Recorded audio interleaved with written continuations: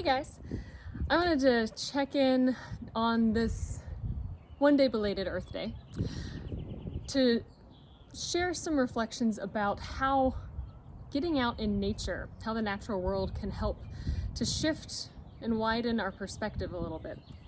So I don't know about you, but I've been experiencing, even in the midst of all the terribleness of this COVID crisis, a lot more connections with people who I haven't reached out to in a number of years. And I got this card from a friend of mine from college recently, somebody who we haven't spoken probably for 8 years, but we reconnected during this time. And she sent me this card, and it says, it's a picture of Yosemite Valley, art rendering of Yosemite Valley, and it says this: trees block the view, and there are too many gray rocks.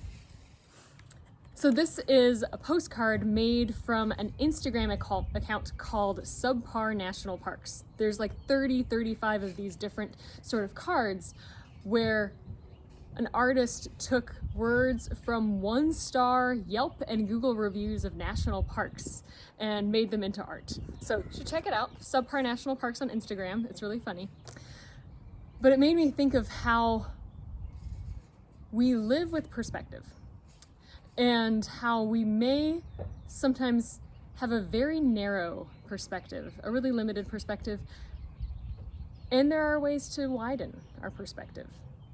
I think getting out in the natural world during this time can make what feels like a really limited time, a very narrow, small shelter in your home with the people in your family or your pets, how it can make that small season feel like it has some moments of expansiveness and spaciousness.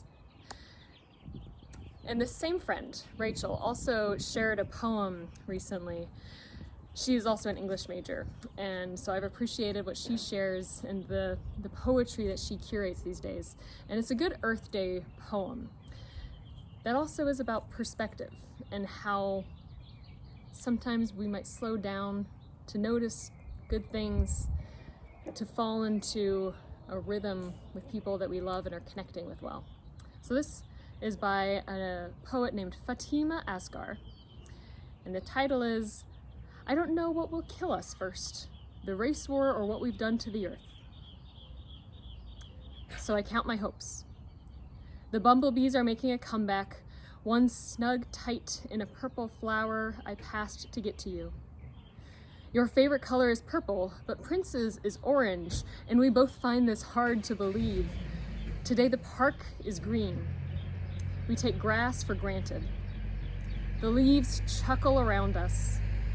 Behind your head, a butterfly rests on a tree.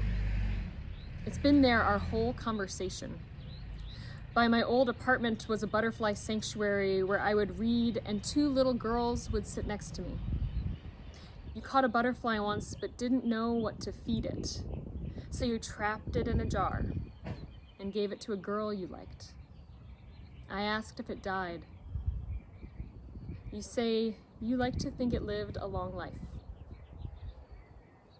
Yes, it lived a long life." And the poet said about this poem, "It's about a day that I got lost in a conversation with a friend, and it felt like things slowed down around me, and I was able to put my fears about the world aside. And how hopeful that is, getting lost in the words and presence of someone you love. Having them put a pause on the impending doom that seems right around the corner at all times." So I appreciate that poem and the way that it reminds us of the perspective that we live with, and that we can get lost in a good way in the natural world, lost in a good way in a deep and rich conversation with someone we love, and that those things might be small graces that can make a big difference during this time where we're sheltering in place. Thinking of you so much every day right now. I hope you can find some of those moments that help shift perspective. and that you can feel grounded on this earth. Much love. Bye.